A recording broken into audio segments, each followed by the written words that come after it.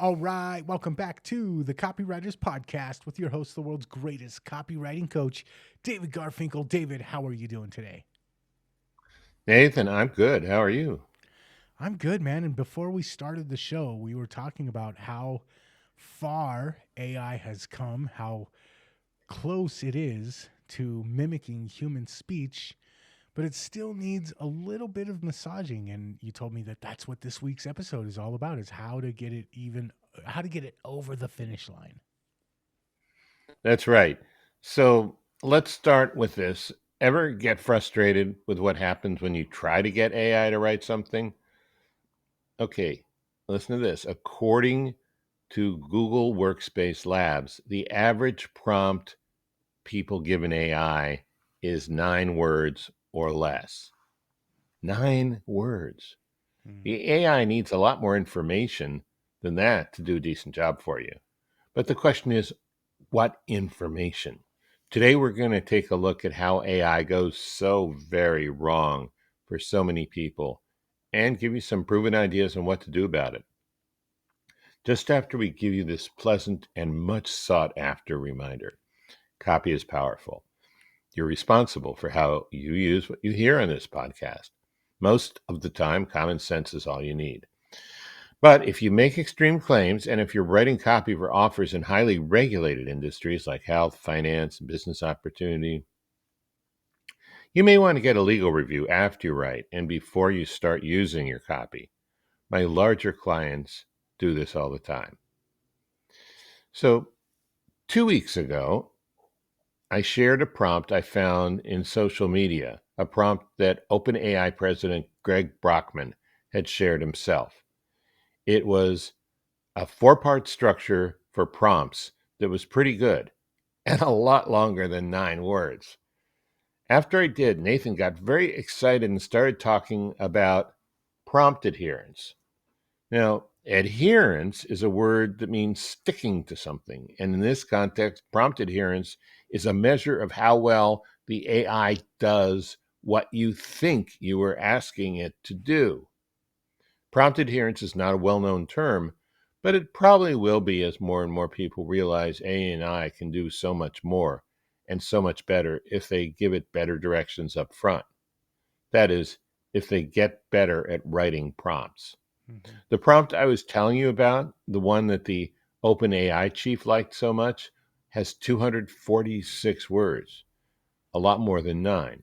Now, we'll share that prompt again as a model at the end of today's show, and this time we'll put it in the show notes as well. Today, we're going to learn how to write much better prompts. Before we get into doing that, let's look at why we're not getting prompt adherence and how this changes happy adventures with AI into disappointing, miserable treks. There are 5 main reasons you don't get prompt adherence, and we'll look at those first. Before we get into that, I do want to say most people are using AI for, hey, ChatGPT, tell me 5 good places to have a first date in Fort Collins tonight. And so you can get away with 9 words or less. But what we're using it for, we definitely can't be like, hey, ChatGPT, write me a awesome sales letter. Yeah, exactly.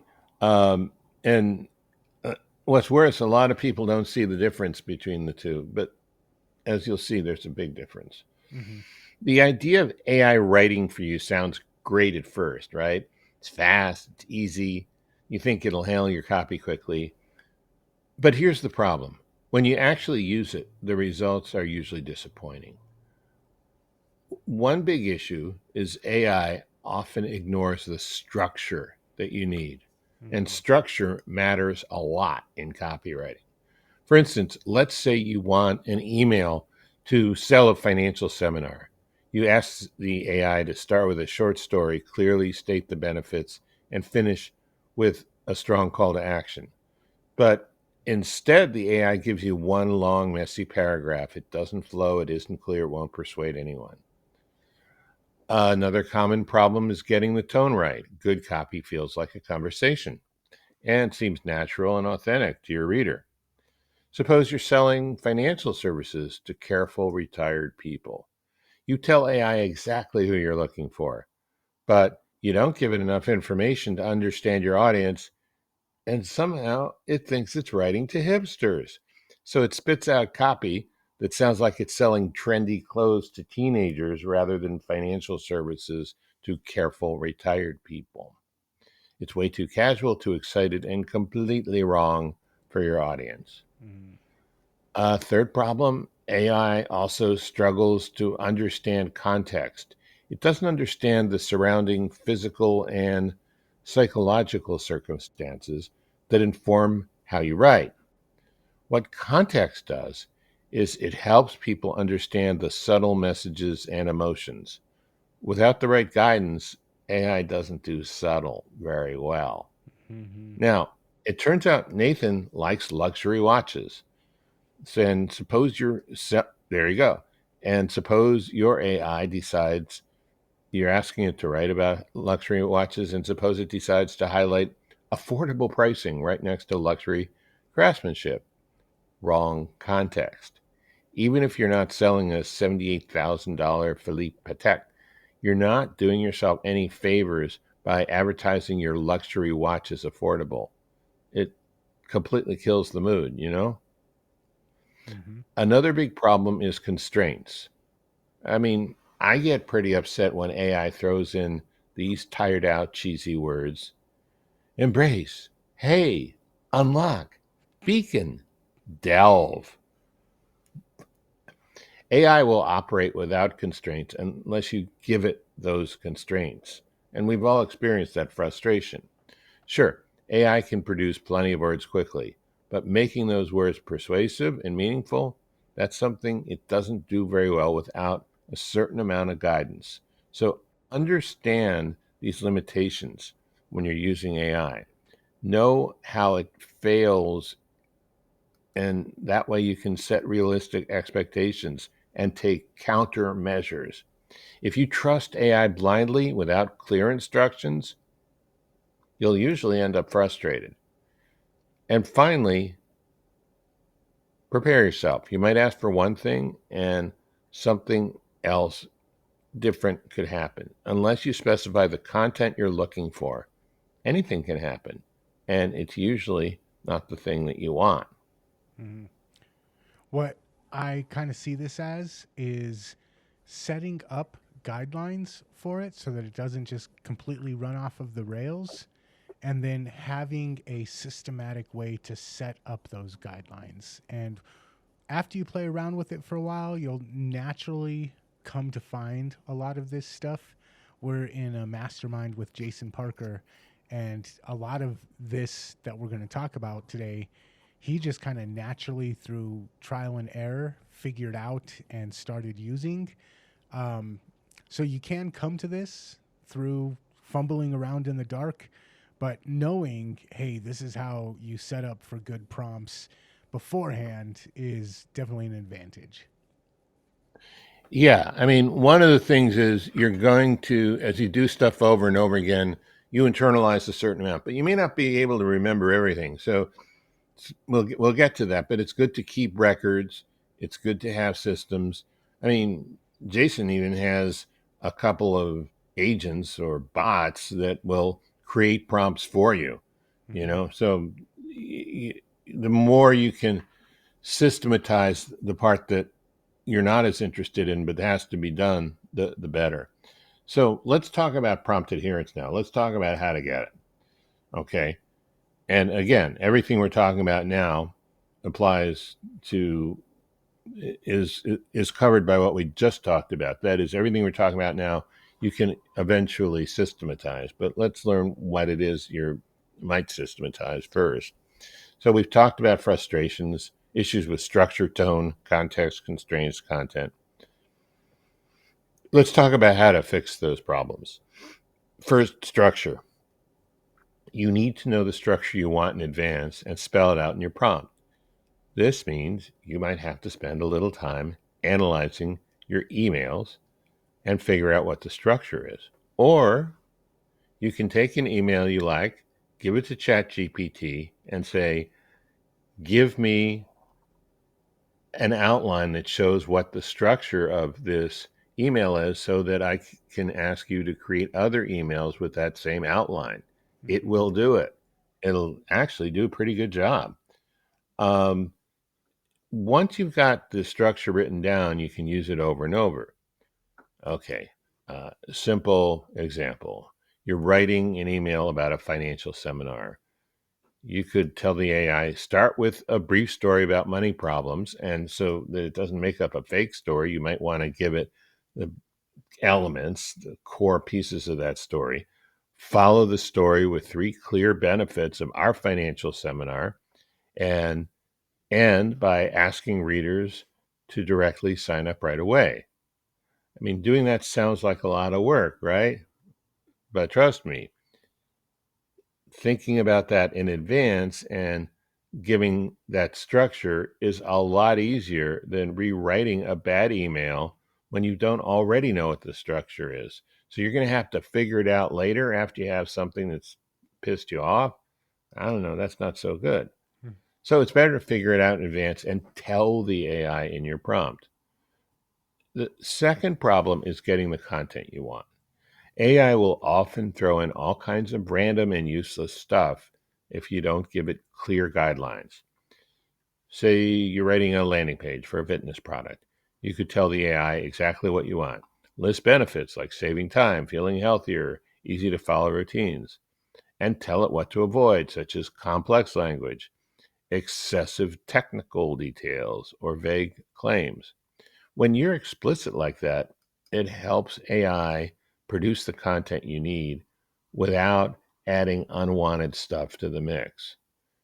Okay, third, let's talk about fixing the tone.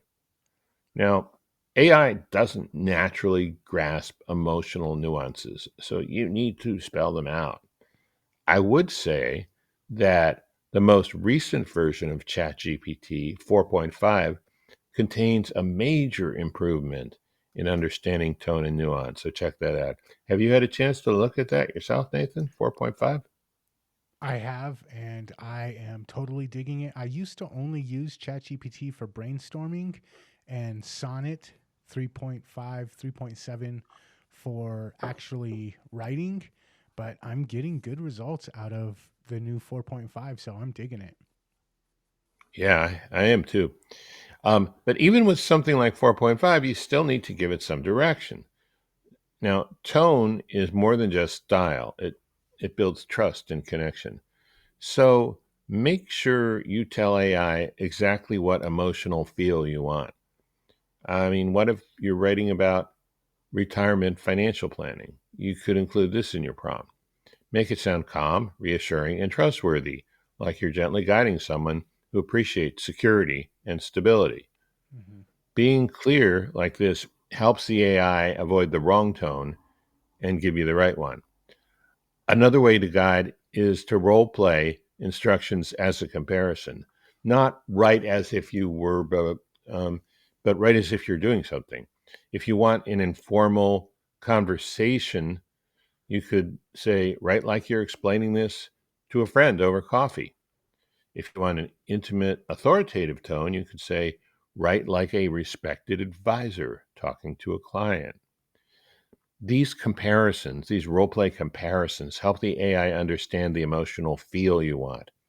It's not tone deaf, but it's emotionally unsophisticated more often than you'd like. Next, let's handle the issue of context. AI misses context because it doesn't understand the deeper meaning behind your words. Context sets the tone, shapes the meaning, decides what details matter, and to help the AI clearly explain the situation or background that it should consider. Let's go back to luxury watches. You tell AI something specific like highlight craftsmanship, exclusivity, and high quality. Never mention affordability or discounts. By clearly defining context, AI stays focused on the right message and doesn't wander off where you don't want it to go. Part of describing the context can include specifying your target market. Clearly state who your reader is, what they care about, what they already know. Let's say you're writing copy that will be read by tech-savvy professionals. Tell the AI that exactly like this. My readers are professionals in tech who understand advanced terms, but value clear and concise explanations. Detailed guidance like this helps the AI keep context in mind and stay relevant. Finally, last one, let's discuss constraints, rules that keep AI from going off track. Constraints include word count, maximum, minimum word count, style, specific language, or point you absolutely must include or must avoid. They guide the AI and keep it focused. For example, you're asking the AI to write an ad for a fitness app. You might set clear constraints like keep it under 100 words, emphasize ease of use and quick results, and don't mention technical specs or detailed programming terms. And of course, you give it the specific words you don't want it to use. But sometimes you need to enforce your constraints. If the AI doesn't follow your guidelines, push back. Say what's wrong. For example, if the AI breaks the constraint by using overly technical language, directly point out, you need to simplify the language. I told you to avoid technical words. Now don't use them anymore. And give it an example of how you would like it to write. Clear feedback helps the AI understand what you want. It also improves for the next round of output. Finally, don't overlook the power of iteration, doing it over and over again. If the AI doesn't nail it the first time, refine your instructions and try again. AI improves dramatically when you adjust prompts based on previous results. Each prompt helps the AI get closer to what you want. By making your instructions clearer each time, you'll make the AI get smarter and get closer to following your rules.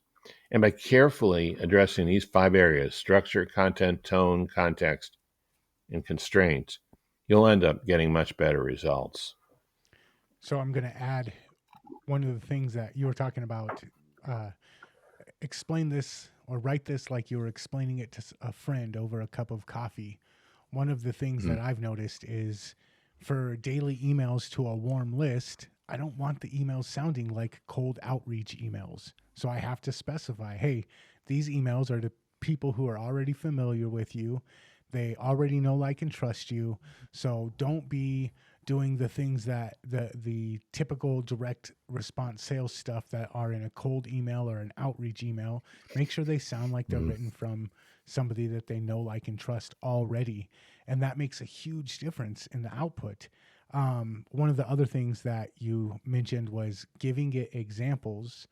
I got this prompt adherence idea from a video about Midjourney on how to use AI inside of Midjourney to create art. So it wasn't even about copywriting, but one of the things was, hey, give examples. If you want a piece of art done in a specific style, explain the style, give it rules, and then give it an example. Show it, hey, this is what I'm talking about. And that's one of the things that you do with your bots is when you're doing it and you're saying, hey, I want this specific output. And then you say, here's a clear example of what I'm looking for in case there's any confusion. Giving it that example works wonders in getting the better output that you're looking for. Yeah, it does. It makes a huge difference. I mean, the key thing is you have to be very careful when you give it examples. I mean, sometimes when I'll give an example, I say, this is an example. I don't want you to use any of this language in your output. I want you only to refer to this as the style or the type of writing, because it can get confused and think of it that that's just a resource that it can pull from or even plagiarize from. Yeah, don't copy word for word. Just use this and mimic the tone, mimic the structure, use it as a template rather than something that you're just going to copy and paste. Here's how you're going to make prompt adherence the rule rather than the exception. So we've covered the problems AI has with copywriting and how to fix them. Now we'll simplify everything into do's, don'ts, and practical action steps, and also look at 3 types of prompts, 3 levels of prompts. First, you do need to clearly define the structure you need. You don't want to make AI guess. It might just guess wrong. And this isn't too complicated. Instead of saying, write an ad about running shoes, say, start with a short story about someone who improved their running and give the AI a few elements of that story. Then list 2 clear benefits of our shoes and end with a strong call to action. Next, always give exact details about what content you want included and excluded. For example, you could say, include specific benefits like comfort and durability. Don't talk about prices or trendy designs. Third, do always specify the tone. Don't let AI guess your emotional feel. For instance, say something clear like use a relaxed conversational tone. Avoid sounding formal or technical. Fourth, set context. Don't expect AI to understand the situation or the audience automatically. For example, if you're promoting a luxury brand, clearly tell AI, always highlight prestige and exclusivity. Never discuss affordability or savings. Fifth, always give clear constraints. Don't assume the AI knows your limits. Like this, keep descriptions under 60 words, mention exactly 2 key features, and avoid any technical terms. Now, there are levels of prompts, 3 types. Let's talk about them and why they matter. First is a quick response prompt. And so, Nathan, you were giving that great example before, you know, give me a list of 5 places for a first date in Fort Collins. That's a quick response, question and, answer. Um, the problem, of course, is when people start to use these and they say, write a sales letter or write my doctoral thesis or write me a best-selling book. And they expect the AI to figure everything else out. But in copy, you could say, give me a short, catchy slogan for an organic coffee shop. Okay, that's pretty simple. May not do a good job, but it's a pretty simple request. Now, quick prompts are clear, short, to the point. They work best for immediate, simple needs. But don't use a quick prompt for something that's complex or requires more detail. Save that for these other 2 types of prompts. The second one is the moderate thinking prompt. Use these for tasks needing a bit more depth, but not a full analysis. Here's an example. Briefly explain 2 major benefits of eating fresh vegetables. See, a prompt like this balances simplicity and detail. It's clear and manageable, ideal for when you need concise explanations. And the third kind is the deep thinking prompt. And these are perfect for complex tasks requiring careful thought. For instance, a good deep thinking prompt might be explain step by step how economic crises affect financial markets, including clear examples from recent events. These prompts clearly tell AI to slow down, think carefully, and provide detailed, thoughtful answers. Why does understanding these types of prompts matter? Because using the wrong type of prompt usually wastes time or gets you poor results. Use quick response prompts for fast, easy tasks. Don't use them for detailed analysis. Moderate thinking prompts are best when you need short explanations without excessive detail. Avoid these when deep, thoughtful analysis is needed. And deep thinking prompts clearly suit complex or detailed tasks. Avoid these if you're in a rush. Another tip, clearly state the kind of thinking you want from AI every time. Don't leave AI guessing your intention. And if AI gives you the wrong response, don't just repeat the prompt.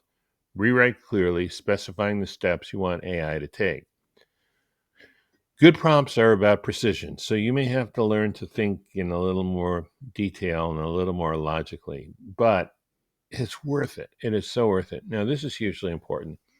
Save your successful prompts. Successful prompts, you can use them over and over again. They become reliable templates for the future. And at the same time, keep track of prompts that failed or disappointed.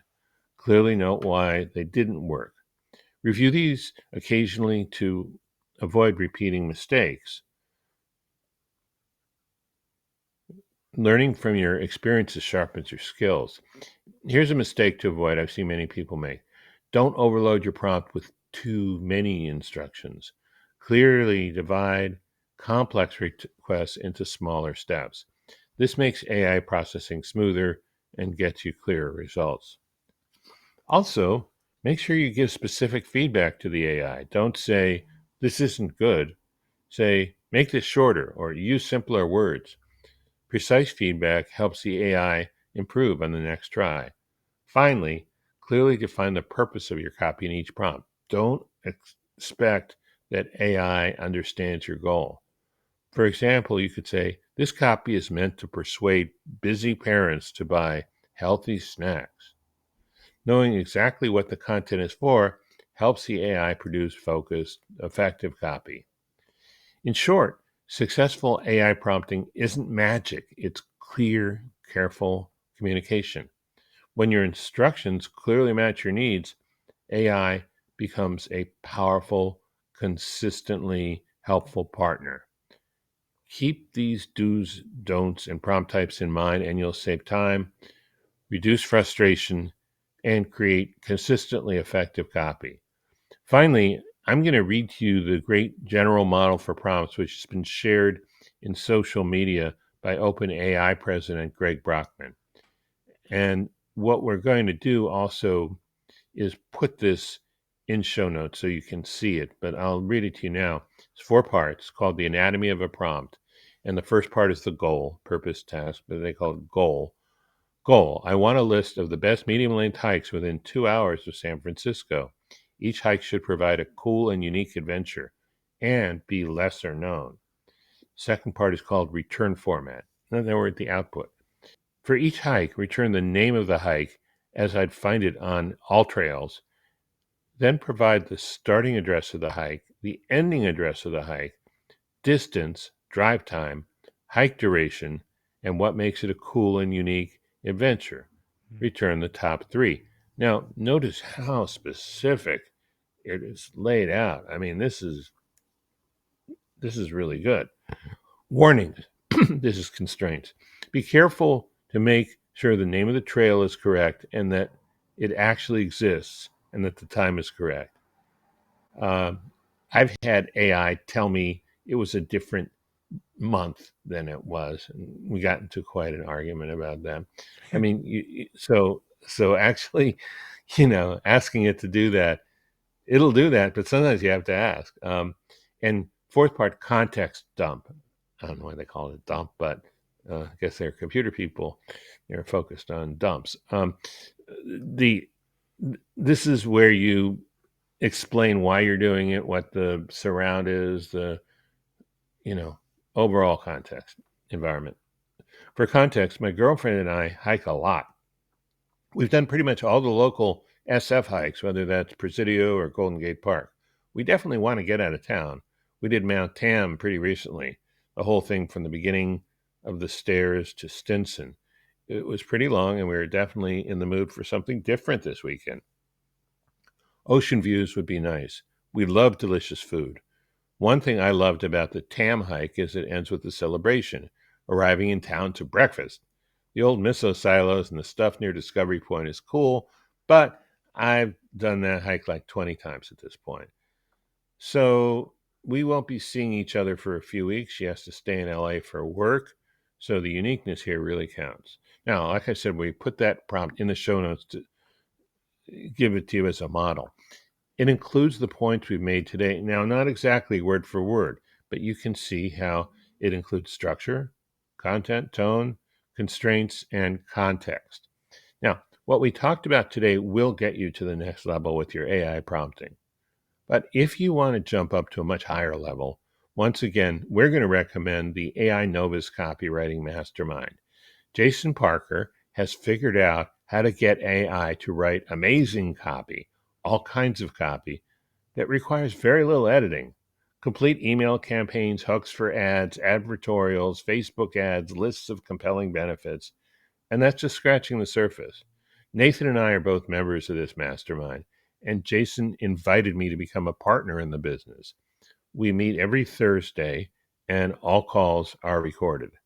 You get ready to use AI agents, dozens of them that work, that are proven when you join, and you can learn to build your own. It's a terrific value. If you want to find out more, just send an email to deb@getmynovus.ai. That's deb@getmynovus.ai, and we'll put that in the show notes too. She'll be glad to walk you through what's available and answer any questions you may have. All right. One last thing before we're out of here, just a bonus tip. One, you Yes. mentioned going through and massaging. Oh, it's not working right. I'm going to give it some instructions. I'm going to tell it to do it this way. Oh, that didn't work. Let me be more clear on what I want.